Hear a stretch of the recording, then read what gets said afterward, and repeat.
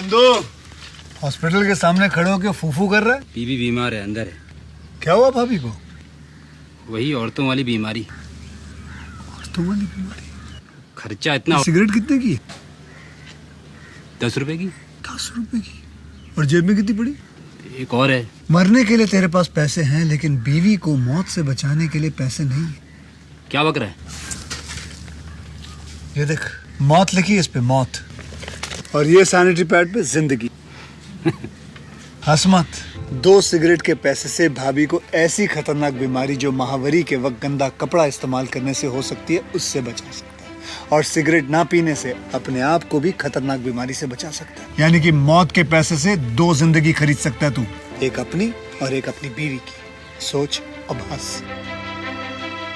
हीरोगिरी ये पीने में नहीं है, ये देने में है।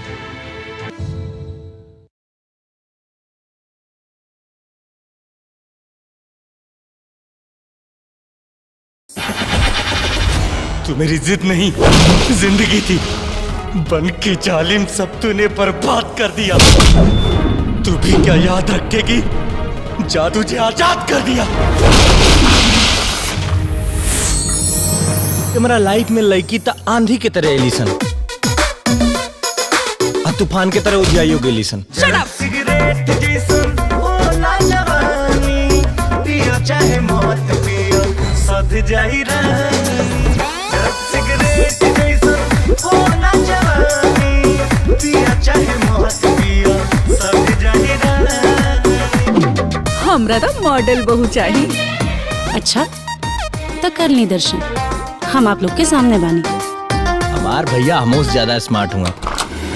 रउआ फायर बानी, हमार भैया फ्लावर हुआ। हमरा में बाटे कावन खूबी, उठवा नैया अखिया तो लैया, एही में रहे नी हम डूबी। बड़ा बढ़िया फिल्म के सीन चला था, रोमांटिक सीन। कौन खिचड़ी पाका था देवर भाभी में? वो हमरा और कुंवर जी के बीच के सीक्रेट है। बहू हम कहिया पोता खिलाई। दामिनी जी में कोई कॉम्प्लिकेशन नहीं है, लेकिन आपका स्पर्म काउंट बहुत लो है। रह गई बात हमार माई बने के सपना के, तो हमार सपना जरूर पूरा हुई। अरे भाभी, भैया के ख्याल तो रोजे रखे लो, कबो कबो देवर के भी ख्याल रखल करा। सरप्राइज! दामिनी, भाभी शी इज प्रेग्नेंट। बड़का साले साहब तो बच्चा पैदा कर नहीं खन सकत, तो फिर बड़की भौजी के बता देना बेटा। ई पाप के कर, ई बच्चा का DNA टेस्ट हो। कर्म परीक्षा धर्म परीक्षा, सत्कारण सत्कर्म परीक्षा। ई पेट में तोरे पाप है ना भैया। सीता सती अनुसुईया, किन करा के हम ना। I love you. तू पसंद बाड़ी, तू तो करे खातिर कुछ भी कर सकेले, मार भी सकेले हमरा के।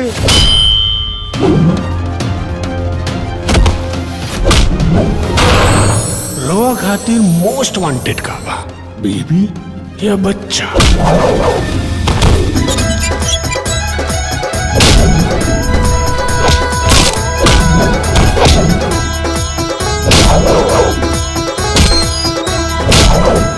भले ही भैया भाभी पे दाग लगाओ ले, लेकिन उसका स्याही तू बड़ा।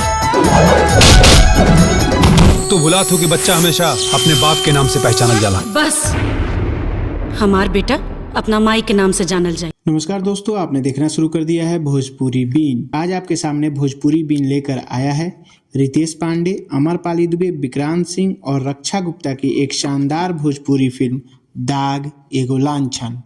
तू भुला तू कि बच्चा हमेशा अपने बाप के नाम से पहचानल जाला। बस दोस्तों, कहा जाता है घर का भेदी लंका ढाहे, वैसे ही एक शक का बीजारोपण करना जितना आसान होता है और उसको कोई पाल के बैठ जाए तो वो एक बड़ा सा वृक्ष ले लेता है और वो बसे बसाए घर को तोड़ देता है। इसलिए काफी सावधानी से रहें और इस कहानी से हमें यही सीख भी मिलती है। दोस्तों ये फिल्म मैं पर्सनली यदि बताऊं तो मुझे इतना बढ़िया लगा, इसका कॉन्सेप्ट बढ़िया लगा, क्योंकि आज के हमारे जो सामाजिक परिवेश है, एक सभ्य समाज के ऊपर यह फिल्म बनाया गया है, जो कि काफी कॉमन मुद्दा है जो आजकल मैक्सिमम लोगों में या मैक्सिमम रिश्तों में देखने को मिलती है। तो चलिए समय ना गंवाते हुए हम लोग इस फिल्म का एक्सप्लेनेशन शुरू करते हैं। दोस्तों फिल्म शुरू होती है जहां विक्रांत सिंह को दिखाया जाता है, जिसके घर उसके लिए माता पिता और उसकी बहनोई लड़की देखने जा रहे होते हैं, लेकिन विक्रांत अपने बिजनेस के वजह से लड़की देखने नहीं जा पाता, जिस पर सभी लोग उसके बिना ही चले जाते हैं। आपको बता दें कि इस पात्र का नाम इस फिल्म में राजन है। विक्रांत का जो है इसका नाम इस फिल्म में राजन है। इधर हमें अमरपाली दुबे को दिखाया जाता है जो कराटे की प्रैक्टिस कर रही होती है। तभी ये लोग उनके घर पहुंचते हैं और गाड़ी से रितेश पांडे की एंट्री होती है। ये लोग अंदर आते हैं और शादी की बात शुरू होती है, लेकिन सारे लोग रितेश को ही दूल्हा समझ रहे होते हैं। तभी अमरपाली दुबे कराटे की ड्रेस में ही वहां आ जाती है ताकि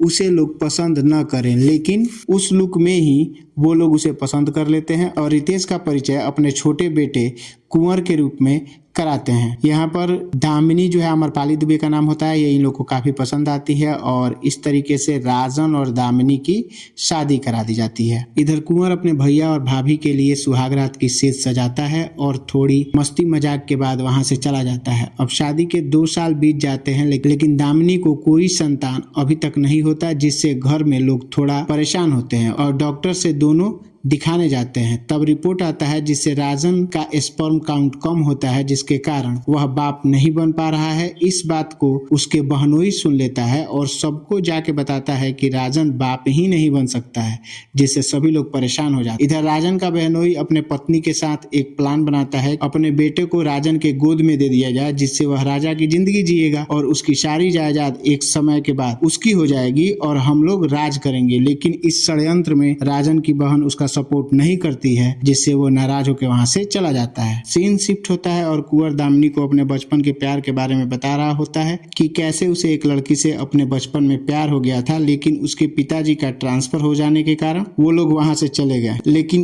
एक म्यूजिक कंपटीशन में कविता दोबारा उससे मिलती है, जहां कुंवर अपने बचपन वाला गाना गाता है, जिसे कविता उसे पहचान लेती है और दोनों एक बार फिर से मिल जाते। लेकिन कविता जब कुंवर को अपने दोस्तों से मिलाने ले जाती है तो वो लोग उसके बारे में बताती हैं कि पहले से ही यह फ्लर्टबाज है और सबको अपने झांसे में पहले से ही ले चुका है, जिससे कविता गुस्से में आ जाती है और वहां से चली जाती है। अब दामिनी कुंवर को कविता को मनाने का तरीका बताती है और कुंवर दामिनी को कविता बनाकर उसे मनाने की प्रैक्टिस करने लगता है, लेकिन यह कुंवर का जीजा देख लेता है और राजन के मन में शक का बीज बो देता है कि इन दोनों के बीच में कुछ गलत हो रहा है। और जब राजन दामिनी से उन दोनों के बीच हुई बातों के बारे में पूछता है तो दामिनी उसे बताती नहीं, बोलती है कि यह देवर भौजाई के बीच का सीक्रेट है जिसे मैं नहीं बता सकती। फिर राजन उसे इग्नोर कर देता है और अपने काम में लग जाता है। रात के समय जब दामिनी कुंवर को दूध देने जाती है तो राजन उसके पीछे छुप के जाता है और जब कुंवर और दामिनी कविता के संदर्भ में बात कर रहे होते हैं तो राजन अब पूरी तरह मान लेता है कि दामिनी और कुंवर के बीच में ही कुछ चल रहा है, क्योंकि उसे बात की गहराई नहीं पता है। जब कुंवर दामिनी को कविता से मिलाने की तैयारी करता है, लेकिन ऑफिस में राजन का एक एम्प्लॉय उसे देवर भाभी की अफेयर्स का न्यूज सुना रहा होता है, जिससे राजन का मन बेचैन हो जाता है और समय से पहले ही वह घर चला जाता है। लेकिन दामिनी को कविता से मिलने जाना था, वो भी किसी को बिना बताए। राजन दामिनी को अपने साथ फिल्म देखने चलने को बोलता है, लेकिन दामिनी उसे झूठ बोलती है और उसे कहीं बहुत जरूरी काम से जाना है, इसलिए आज वो नहीं जा पाएगी और वहां से चली जाती है। तब राजन भी उसके पीछे पीछे जाता है, जहां दामिनी कुंवर से मिलती है और कविता को कैसे प्रपोज करना है वैसे ही कुंवर दामिनी को प्रपोज करता है। राजन ये सब देख लेता है और घर आ जाता है। अब दामिनी का कुंवर को किया गया लाड़ दुलाड़ भी राजन को चुभने लगता है। इधर दामिनी अपने मायके जाने की बात करती है और जब राजन उसे रोकता है तो दामिनी नहीं मानती, लेकिन जब कुंवर उससे रिक्वेस्ट करता है तो वो मान जाती है, जिससे राजन का शक अब विश्वास में बदल जाता है। अब सब कोई राजन और दामिनी की मैरिज एनिवर्सरी एंजॉय करते हैं और कुछ दिन बाद राजन का कार एक्सीडेंट हो जाता है, जिससे वह कोमा में चला जाता है और साथ ही साथ ये भी पता चलता है कि दामिनी अब मां बनने वाली है।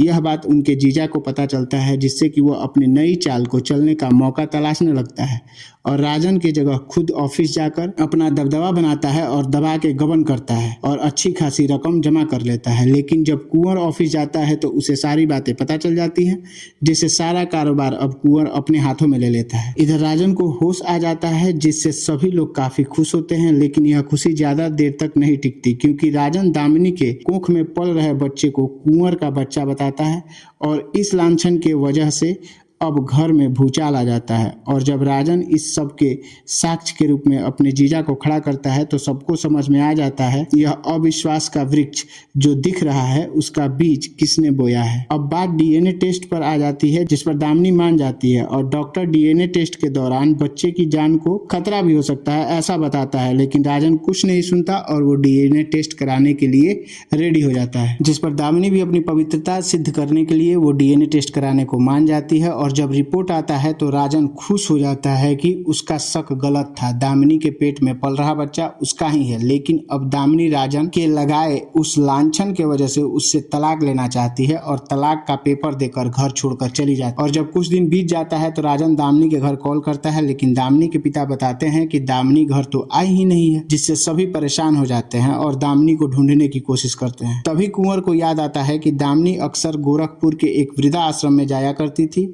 और जब कुंवर वहां जाता है तो दामिनी वहीं मिलती है। और फिर एक बार राजन दामिनी को घर वापस लेकर आने की कोशिश करता है, लेकिन दामिनी घर वापस जाने से इनकार कर देती है। इधर राजन का जीजा फिर से राजन को भड़काता है और उसके साथ मिलकर दामिनी के लड़के का अपहरण करवा लेता है।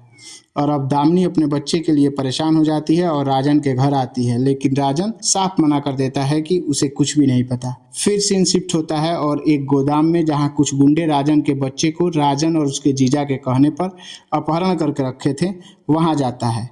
लेकिन राजन की डील 10 लाख में हुई थी कि अब उसका जीजा खुल के सामने आता है और 1 करोड़ का डिमांड करता है, नहीं तो वो उसके बच्चे को मार देगा, जिससे राजन को गुस्सा आ जाता है और वहां एक जमकर फाइट सीन दिखाया जाता है, जहां कुंवर भी आ जाता है और सबको मार के बच्चे को छुड़ा लेते हैं और दोबारा से पूरी फैमिली मिल जाती है।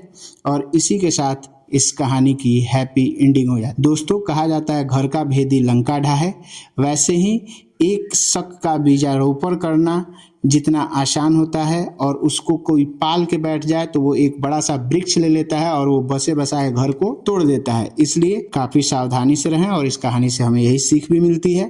तो चलिए फिर मिलते हैं किसी नए वीडियो में। और इससे पहले यदि आपको ये एक्सप्लेनेशन बढ़िया लगा हो तो चैनल को सब्सक्राइब करना, वीडियो को लाइक करना, दोस्तों के साथ शेयर करना बिल्कुल भी ना भूलें। धन्यवाद।